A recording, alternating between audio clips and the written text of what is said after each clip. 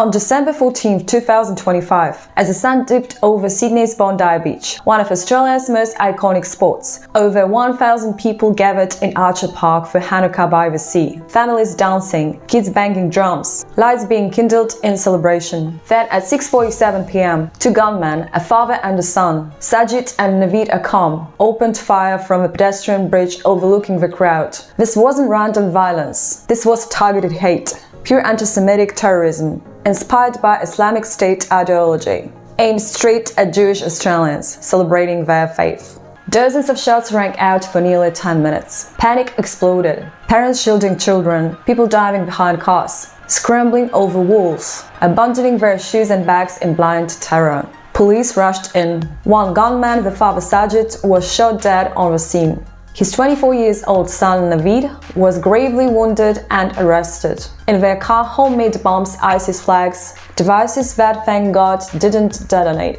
15 innocent people slaughtered, over 40 wounded, including children and police. Victims included a 10-year-old girl named Matilda, Rabbi Elish Langa, the event organizer, a father of 5, and others from all walks. Jewish families, bystanders, even a French tourist joining the celebration. Before the shooting began, Boris and Sophia tried to stop the terrorists with their bare hands. A black Hyundai stopped at a pedestrian crossing with the ISIS flag displayed at a front window. Inside were two terrorists. Moments later, they opened fire. Sophia and Boris, former migrants from the USSR, were the first to notice the suspicious car. When a 50-year-old Sajid stepped out holding the gun, 69-year-old Boris tried to stop him. He managed to push him on the ground and rip the gun from his hands. This moment was recorded on the dash camera of a passing car. Still, Boris did not shoot. At that moment, his wife moved closer to him. Then Akram broke free, pulled out another gun and shot them at close range. Drone footage later showed the couple lying on the ground, holding each other as they died.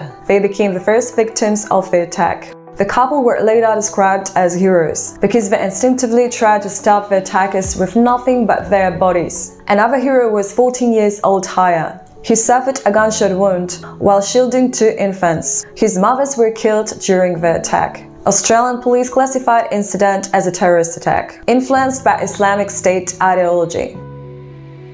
The beach reopened quickly, but nothing feels the same. Makeshift memorials pile up at Bondi Pavilion. People return to surf, walk dogs, but eyes dart more, hugs linger longer. The familiar sport where you'd picnic or play, now stained with blood. Australia prides itself on strict gun laws, yet the father legally owned firearms via the club license. Authorities knew of radical warning signs, but deemed no immediate threat. The system failed. So where is the solution? Shall all Australians be able to carry guns to protect themselves? And also, did Australian police suck this time, hiding behind the cars? Who knows? Please share in comments. The fallout hit hard. Prime Minister Albanese called it pure evil and pushed for even tougher national gun laws. Conversations turned ugly. Is Australia importing overseas hate? Mental health breakdowns? No easy answers, just raw fear. If it can happen in Bondi, it can happen anywhere. Maybe even in the supermarket near your house. This exposes the uncomfortable truth we've avoided. Regulated doesn't mean safe. Hate doesn't respect borders or laws. Yet something's broken. The illusion that bad things only happen over there, in America. For years, Australians watched mass shootings on the news and thought that's America. School shootings, mall shootings, train attacks, random people killed on the way home. Different country, different culture, different laws. Bondi shattered that illusion. This felt like something you expect to see in the US, not on one of Australia's most famous beaches. But probably the dangerous belief isn't that Australia is becoming America. It's that people think they are immune. And that belief is what leaves Australians unprepared